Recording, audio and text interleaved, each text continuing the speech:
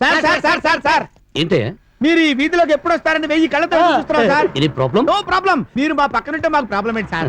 Nanaji problem solve అయిందా? Solve అయిపోయింది sir. మీరు కనిపిస్తే థ్యాంక్స్ చెప్తామని. దాని దేవుంది రైత. ఇప్పుడే వస్తాను. ఇదేంట్రా మ్యాటర్ చెప్పకుండా వెళ్ళిపోతున్నాడు. మనకెందుకంటే కడుక్కున్నారండి ఫోటోలు. పదా. హలో అర్చన గారు, బాగున్నారా? మీరా? అవును, హాస్పిటల్ నుంచి వస్తున్నారు. ఎవరికైనా ఒంట్లో బాలేదా? ఆటో అర్చన గారు, అర్చన గారు, ఎవరో తరుగుతున్నట్టలా పరిపోయిందేమిటి?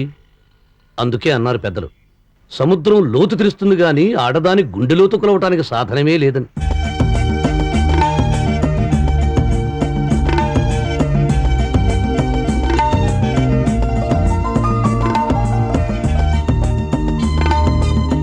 ఇక్కడున్నావా నా సుందర నయ్యన్నా? వస్తున్నా. ఆ గుండె స్వామి చూశాడంటే పార్సల్ ఇచ్చి ఇవ్వకముందే గెట్అవుట్ అంటాడు. ముందు అర్చనతో భేటీ, ఆ తర్వాత డ్యూటీ. ఎక్కడ పెడదాం?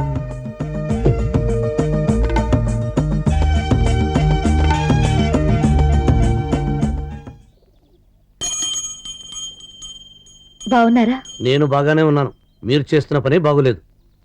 నిన్న మీకు సమాధానం చెప్పకుండా వచ్చేయడమా? కాదు, భగవంతుడు నాకు ప్రత్యక్షమై నీకు 1 కోటి రూపాయలు కావాలా, ఆడపిల్ల మొహంలో చిరునవ్వు కావాలా అంటే నేను మీలాంటి వారి చిరునవ్వే కోరుకుంటాను. ఆంధ్ర రాష్ట్రం బాగుపడాలంటే వర్షాలు పడితే లాభం లేదండి, ఆడపడుచులు నవ్వుతూ ఉండాలి డైలీ. చందమామ చల్లగా ఉంటాడు కదా అని 24 గంటలు చందమామే ఉండాలని కోరుకోవడం ధర్మం కాదు కదా. అందుచేత ఎప్పుడు చిరునవ్వు నవ్వాలంటే ఎలా? సర్లేండి, నేను చేసిన పనితో నచ్చలేదన్నారు. ఏంటది? సూదితో అలా పులు గుచ్చటం. ఇది అందరు ఆడపిల్లలు చేసే పని కదా.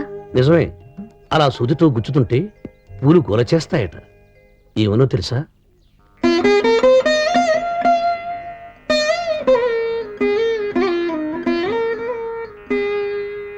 పూలు దారాలతో గొంతు కురి బిగించి గుండెలో నుండి సూదులు గ్రుచ్చి కూర్చి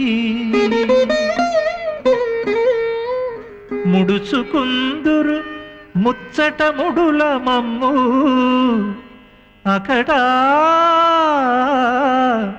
దయలేని వారు మీ ఆడవారు.